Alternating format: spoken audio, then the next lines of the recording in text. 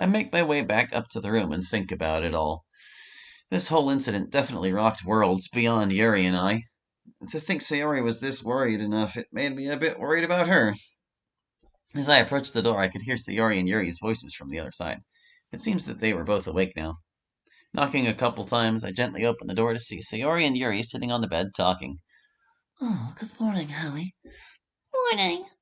Good morning to you two as well. I didn't see you two downstairs for breakfast and figured you were all back here. I just wanted to see if you two were all right. Is everything okay?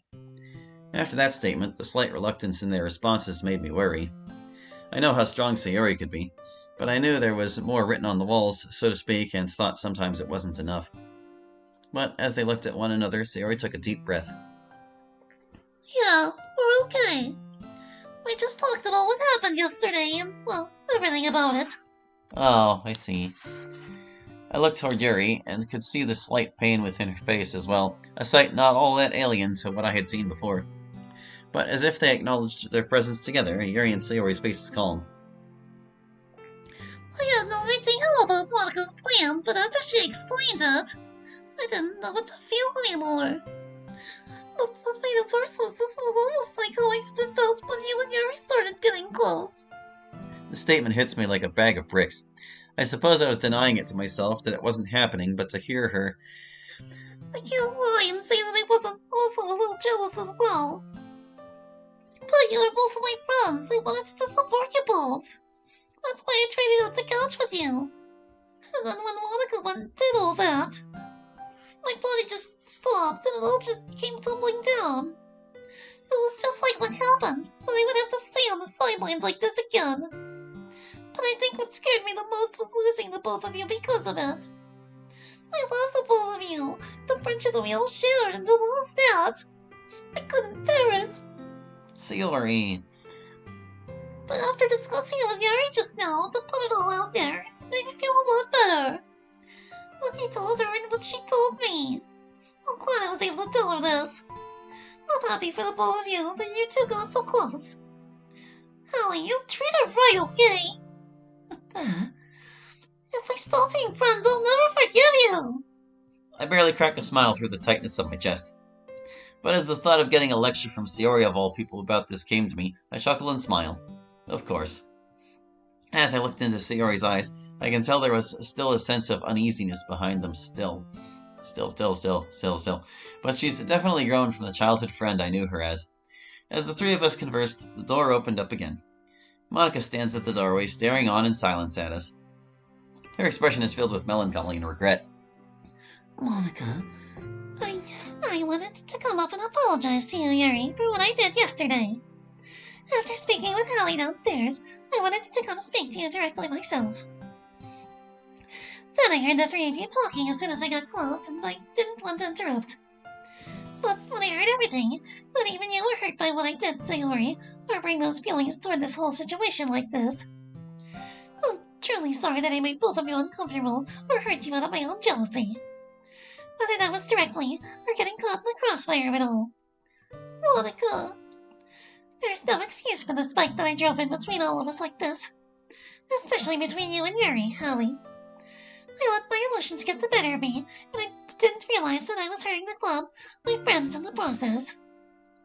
She stopped, seeming to hold back tears as she spoke. I hope that you can all forgive me for my selfish stupidity. After a short, uneasy silence, Sayori stood up and walked over to Monica, giving her a hug. It's okay, Monica. I forgive you. I can't really stay mad at someone for so long, especially when they apologize. As she follows, Yuri stands up as well. Monica, I know we've had our differences and clashed at times, but I forgive you as well. To see us all divided, I would hate for us to keep it like this forever. Yuri, Sayori. Thank you to the both of you. I'll uphold it as much as I can, as both your president and your friend. So long as we're all together as friends like this, we'll get through it! Suddenly, Sayori roped us together for one big group hug, all of us chuckling along. As we hugged, Natsuki appeared in the room, holding a plate of different foods from the breakfast table. Hey, you four! Breakfast time was going to end soon, but I managed to get us some food if you were... is everything okay in here? Come on, Natsuki, you get in there too! Wait, Sayori! Sayori pulls Natsuki into the group, all three of us surrounding her now in this little tight group. As she wriggles her way out without losing any of the food, we all laugh together. Well, we still have a full day of activities ahead of ourselves. Let's get to it, shall we? Yeah! After it all, we all got ready for the day based on this newfound energy between all of us. Newfound can be one word. It made me happy to see us all like this, especially Yuri. By the look on her face, she seems to be happy with everyone as well. There was no better feeling than that to carry on with the rest of our trip.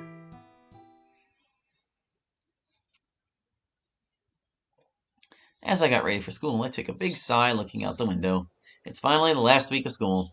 I can't believe it's already the end of the school year, and it's the end of mandatory schooling for me in general. Sure, I may have only survived this year because of Yuri's assistance, but that's not the point. Now there's only this last week left, and I've already done all the big projects. Hopefully that means I can just chill for the rest of the time. I go outside my house and walk the usual route to school. Just as I went along, I hear Sayori come up behind me. Hey, Holly, your was ready as I am. Ready for what? The last week of school. Oh yeah, I'm pumped. You don't sound very pumped. Is there anything wrong? What? No, nothing really. It's just that I don't want the teachers to throw an assignment at us out of nowhere. The fact that this is the last week is what's going to let me survive. Come on, it won't be that bad. I mean, the club will still be available after. At least she's right there. That'll be my saving grace. Wait a minute, available after school? Does she mean... Sayori, do you mean the school will be up for after the school day or after the school year? Do you mean the club will be up after the school day or after the school year? I meant after the school day. The thought occurs to me, though. With school ending, will this be the last week of the literature club as well? Hey, Sayori, as vice president of the literature club, do you have plans after the school year? No, we'll just continue what we're doing now next year. Wait a minute. So this is the year we graduate, and... Oh no, it's like the end of the literature club. I have to go talk to Monica about this. Bye, Holly. See you later at the club after school. I mean after the school day. Wait, Sayori! And like that, she's gone. How does she run so fast? Well, now I'm left with what to wonder will happen today. Hopefully it won't be as bad as I think it will be. I'm left with what to wonder will happen. What? Class today is more chill than normal, which is fine by me. Luckily, there's been no headache-inducing test or sleep-killing assignments. We were just reading students' suggested books today. Okay, class, what did you think of this week's book? I look around the students with a collective shrug, all except Yuri. She seems to be forming her thoughts to completely justify the book. Hello, would anyone like to give their opinion? Yes, well, I find the book to completely lose its tone with its climax, or anticlimax, I should say. The author spends the whole story on its corrupt world and the consequences of such. We meet characters that we treasure, as the reader that are taken away in this unjust world. Yet its ending fails to meet the expectation of the atmosphere, feeling forced compared to the skillful hinting throughout the book. Yuri keeps on with her explanation, going into the metaphors, author's purpose, and other literary analysis. The class pays attention to Yuri, wondering how she doesn't get tired of such a large book in their eyes. Little do they know, this is nothing for her. Yuri concludes with her statement and leaves her class awestruck. Well, Yuri, you really went into this book. I'm impressed. Now, would you like to, or who would like to suggest a book or passage for the class to read? This will be the last story of the year. I look over to Yuri, who is holding the portrait of Markov. Now that I think about it, the class hasn't read that book yet. She attempts to present the book, but still couldn't approach the teacher with courage. Do I go and help Yuri? The class would be pretty bummed to read a somewhat longer story, but the story is so well written. I have a suggestion. How about we read Portrait of Markov? I grab the book out of my bag and hold it up for everyone to see.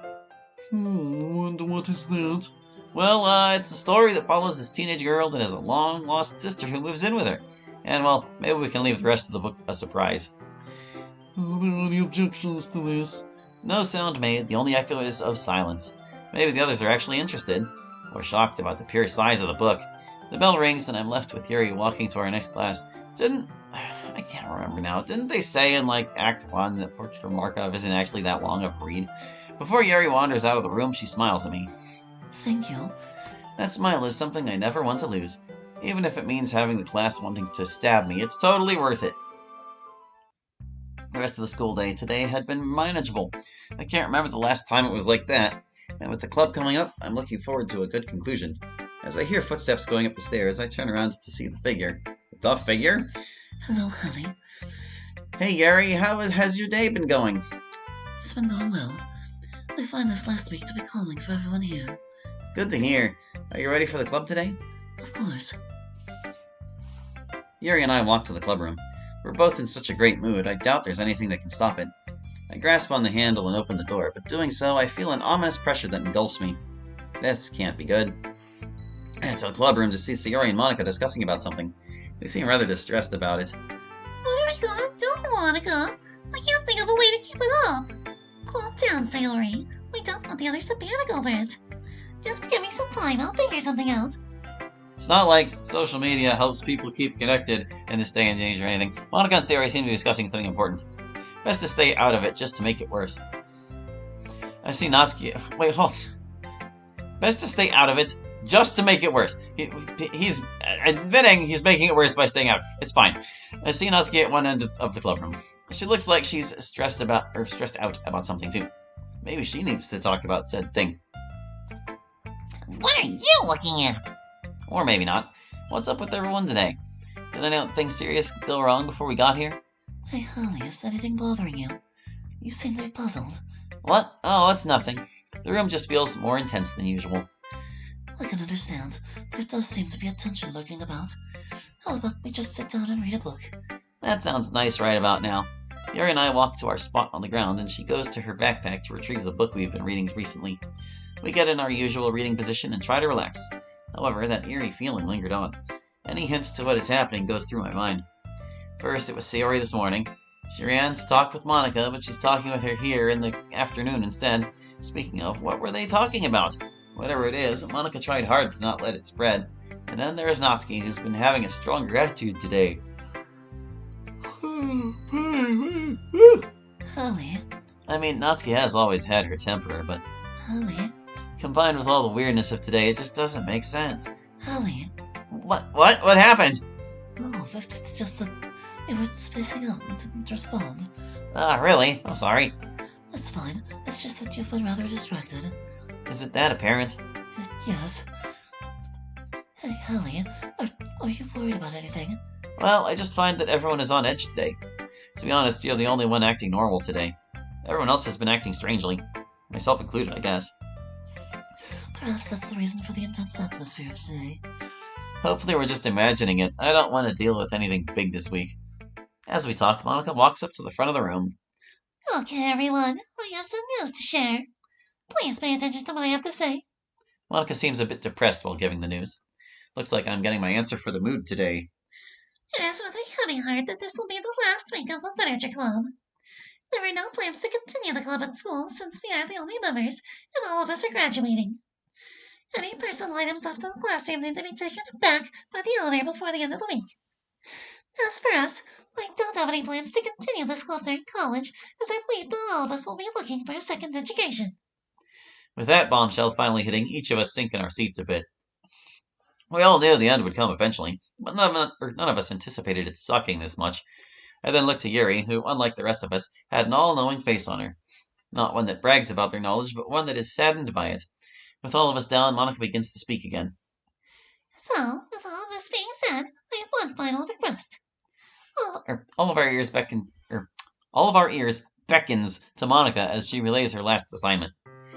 Instead of being all gloomy, we can throw a bit of a party on the last day. I can bring some party supplies to make it feel a bit festive. The others start getting their spirits up. This actually sounds like fun. A party? Monica, isn't this a bit too late? I don't think we'll have enough time to look for a DJ. It doesn't have to be a big party, just a celebration to who we have become today. Oh, okay, can I be the DJ then? Sure, Sayori. Yay! With you already sorting things out, I have a feeling you just assumed I would bring cupcakes. Am I right about that? Well, I was going to ask you to, Natsuki, but since you brought it up like that, I guess I can ask someone else. Wait, I'm joking! I'll bake something for the party! Monica starts giggling about Natsuki's reaction. Typical Monica doing her typical teasing. The party sounds really fun, and if Sayori's DJ we'll be safe to know that the whole school won't be upset about the music. Hey, do you think I'll just play little kid songs? It would just be a few of them. Monica, Natsuki, and I laughed a bit from Sayori's retort. Honestly, I start to feel better about the last day. That is, until I turn to Yuri. She's gone from her all-knowing expression to a solemn one. I thought she would be more excited about the party, but it seems now she's the only one upset in the clubroom. I think it's safe to end the day there. We'll talk more about the party tomorrow. And with that, everyone starts getting their stuff from the clubroom. Natsuki asks Sayori if she could help carry her manga for her. Yuri, though, still looks somewhat down. I take the liberty of taking her tea set out of the closet and carrying it for her. After saying goodbye, I leave the classroom in a good mood with Yuri beside me. On the walk home, there isn't much said between us. Yuri just keeps her demeanor and moves on. I want to ask what's happening. This isn't like other times where she looks like she's worried she doesn't have the answer and wants me to help her. Quite the opposite, actually. She has the look that she has things figured out, but she doesn't look happy about it. Because I'm carrying her supplies, we walk to her house first. After being able to set down the box, I decide to find the courage in me to see what the problem is and ask. Hey Yuri, do you want to talk for a bit? Oh, is everything okay? You just seem more down than usual.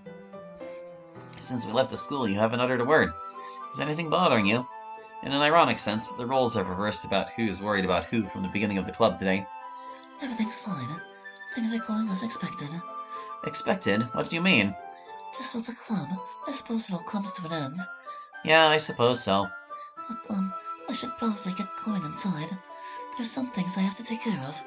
Oh, alright then. Well, this is it then. I'll see you at school tomorrow. Bye, Yuri. Bye, Holly.